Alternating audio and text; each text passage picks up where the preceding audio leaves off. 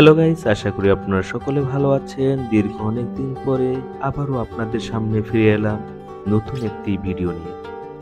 আজকের এই ভিডিওর মাধ্যমে আপনাদেরকে আমি দেখানোর চেষ্টা করব সিলেট জেলার কয়েকটি পর্যটন স্পটগুলো এবং সেই সাথে সেই স্থানগুলোর বর্ণনা দিব এই ভিডিওর মাধ্যমে। গাইস, আপনারা ট্রেন অথবা বাস অথবা এয়ারলাইন্স যে কোনো উপায়ে সিলেট জেলায় আসতে পারবেন। এখানে সব ধরনের যোগাযোগ এবং যাতায়াত ব্যবস্থা বিদ্যমান রয়েছে। আমরা উপবন এক্সপ্রেসের মাধ্যমে এই যাত্রাটি শুরু করব। তাহলে গাইস, চলুন আমরা দেখে আসি সিলেট সুন্দরতম নগরীর সেই পর্যটন স্থানগুলোতে।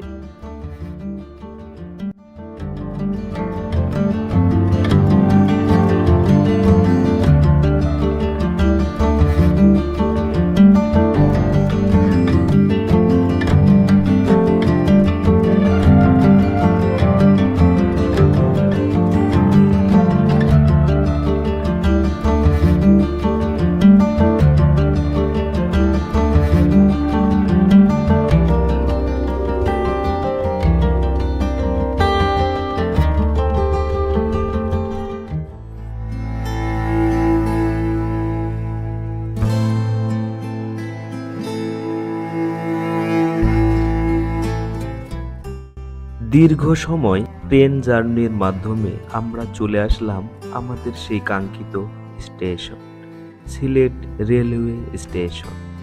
এখানে এসে খুব মনোমুগ্ধকর একটি পরিবেশের সম্মুখীন হয়েছিলাম। সুন্দর একটি লাল বর্ণের সূর্য আমাদেরকে স্বাগত জানাচ্ছিল সিলেট জেলাতে।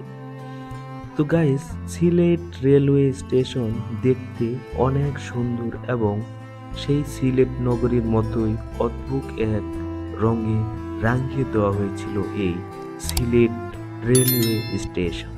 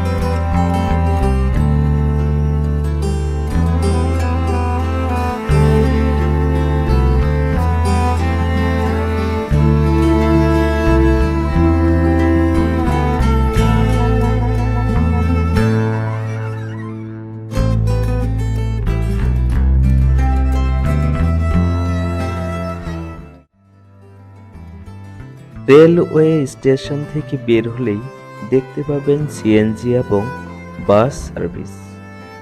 আপনি এখান থেকে 10 থেকে 15 মিনিট হেঁটে গেলে কিন ব্রিজ এবং আলী আমজাদের ঘড়ি দেখতে পাবেন।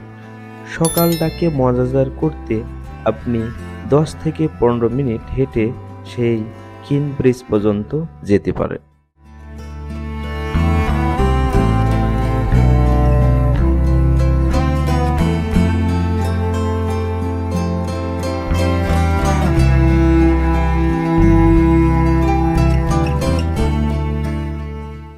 সামনে দেখতে পাচ্ছেন ঐতিহাসিক ক্রেন ব্রিজ।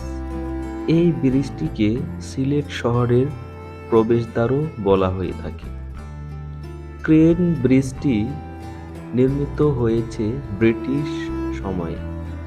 ব্রিজটি নির্মাণ করেন ব্রিটিশ গভর্নর মাইকেল কিন। এর নাম অনুসারে ব্রিজটির নাম ক্রেন ব্রিজ হয়েছে। এটি সুরমা নদীর উপর দিয়ে নির্মিত একটি লৌহ সেতু, যা নাকি বাংলাদেশের একটি ব্রিটিশ নির্দেশনাও বলা হয়ে থাকে। ঢাকা শহর থেকে 246 কিলোমিটার উত্তর পূর্বে অবস্থিত এই বিভাগটি।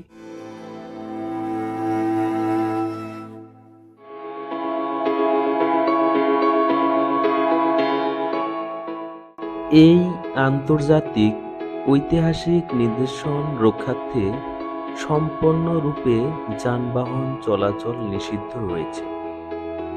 তার বিকল্প হিসেবে একটি ব্রিজ নির্মাণ করা হয়েছে, যেটি আপনারা ভিডিওতে দেখতে পাচ্ছেন।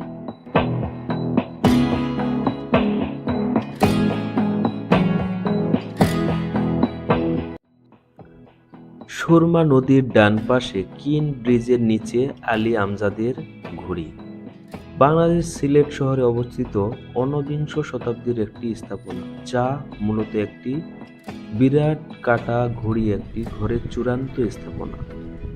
এই ঘড়ির ডায়ামিটার 2.5 ফুট এবং ঘড়ির কাটা 2 ফুট লম্বা।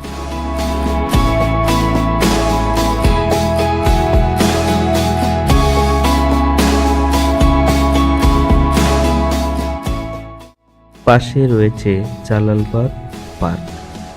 বিকেলের সময় করে এসে ঘুরে যেতে পারেন এই জালালবাদ পার্কে।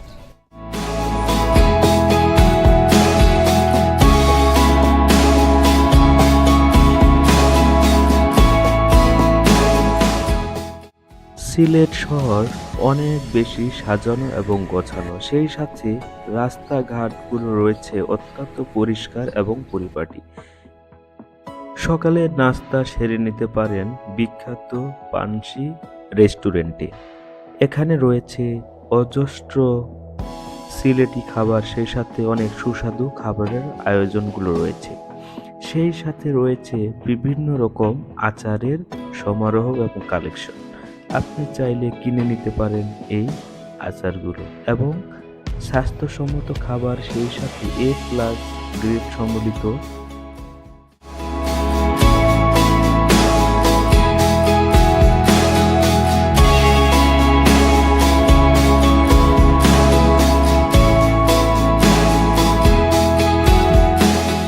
কিন ব্রিজের বিকল্প হিসেবে এই ব্রিজটি তৈরি করা হয়েছে।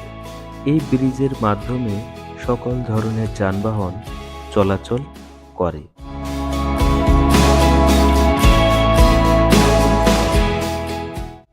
সিলেট শহরে প্রবেশের পরেই প্রথম যে কাজটি আপনি করবেন সেটি হচ্ছে আপনার আবাসিক বা হোটেল বুকিং দেওয়া।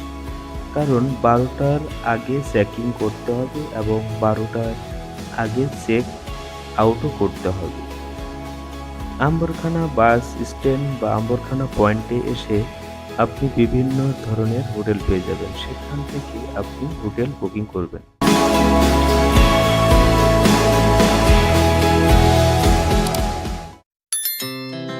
Our hearts beat to the city streets. We began to feel the fire. আমাদের ভ্রমণ ট্যুর শুরু করব হযরত শাহজালালের মাজার জিয়ারতের মাধ্যমে। শহরের যে কোনো স্থান হতে দরগা গেটে আসতে হবে। দরগা গেটে অবস্থিত হযরত শাহজালালের মাজার। She puts her hand in mine. We wanna chase the night, wanna dance to the light.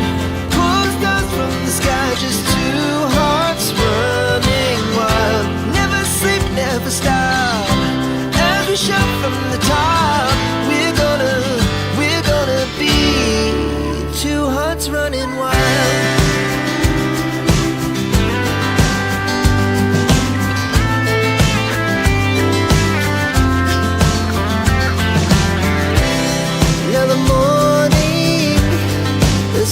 Afternoon, we lay awake in bed.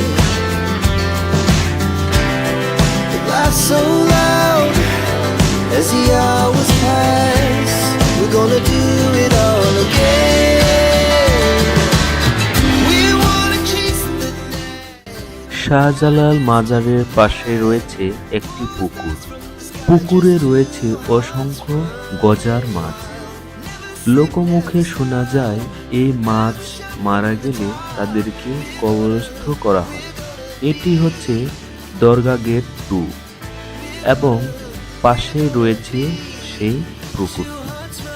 এই পুকুরে অনেকে ভ্রমণে এসে সেখানে তাদের সমস্ত ক্লান্তি ধুয়ে মুছে পরিষ্কার করে এবং পাশে রয়েছে কবুতরের খাবারের দেওয়ার জন্য নির্দিষ্ট একটি জায়গা। এখানে খুবই আশ্চর্য এবং খুবই অবাক করার একটি বিষয় হচ্ছে এতগুলো কবুতর থাকার সত্ত্বেও এই বিল্ডিংগুলোতে কোনো ধরনের কবুতরের মল ত্যাগ করে না এবং এখানে কোথাও সেই কবুতরের মল পাওয়া যাবে না।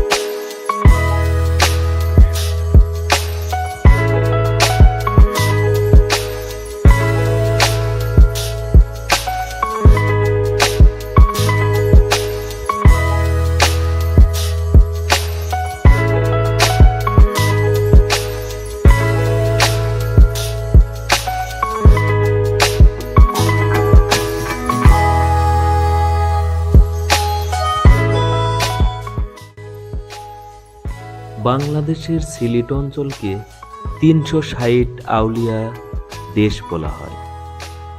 শাহজালাল ও তার সফর সঙ্গী 360 জন আউলিয়ার সিলেট আগমন ইতিহাসের একটি উল্লেখযোগ্য ঘটনা। তাদের কারণেই সিলেটকে 360 আউলিয়ার দেশ বলা হয়। সিলেট বিজয়ের পর শাহজালালের সঙ্গী অনুসারী অনেক পীর দরবেশ সিলেটের আশেপাশে শহর জেলা সহ বাংলাদেশের বিভিন্ন স্থানে ইসলাম প্রচার করেন। সৈয়দ আলাউদ্দিন মাজার ওই ঘাটে নদীর তীরে ছিল, নদী ভাঙনে তা বিলুপ্ত।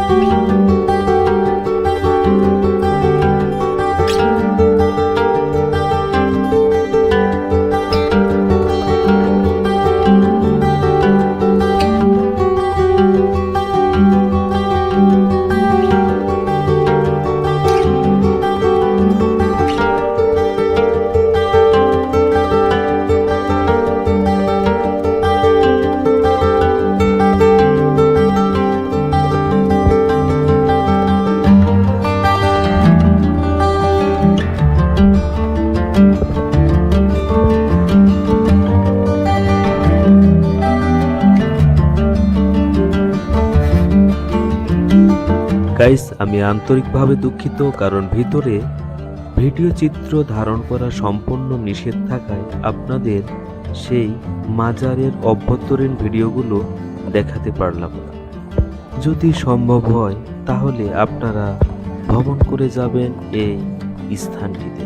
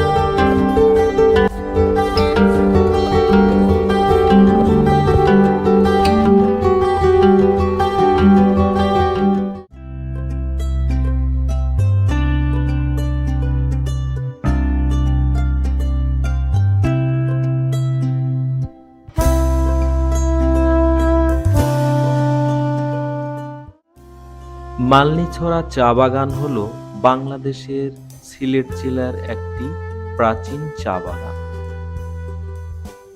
মালনীছড়া চা বাগান বাংলাদেশ তথা উপমহাদেশের বৃহত্তম এবং সর্বপ্রথম প্রতিষ্ঠিত চা বাগান। 1954 সালে লর্ড হাডসন 1500 একর জায়গার উপর এটি প্রতিষ্ঠা করেন। এই চা বাগানটি সিলেট আন্তর্জাতিক বিমানবন্দর থেকে স্বল্প দূরত্বে অবস্থিত।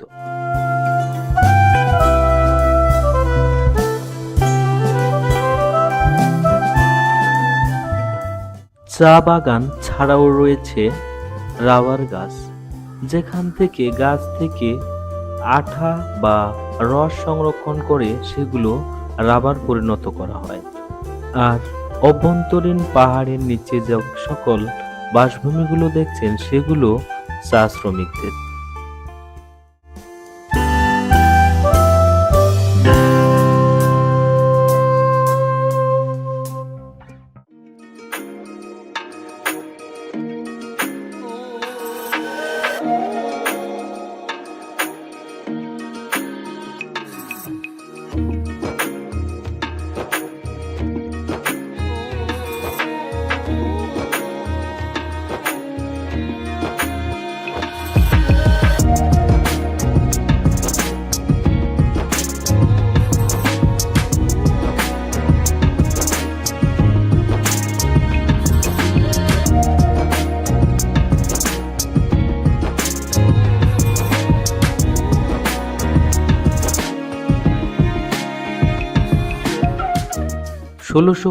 সালে চীনে প্রথম চা উৎপাদন শুরু হয়। দেশটির বুদ্ধিজীবীদের প্রতিদিনকার জীবনের 7টি কাজের একটি ছিল চা পান করা। তার প্রায় 200 বছর পরে 1854 সালে পাক ভারতীয় উপমহাদেশে সিলেটে প্রথম চা উৎপাদন শুরু হয়। চায়ে অভ্যস্ত হয়ে পড়ে ব্রিটিশ আর বাংলাদেশিরা।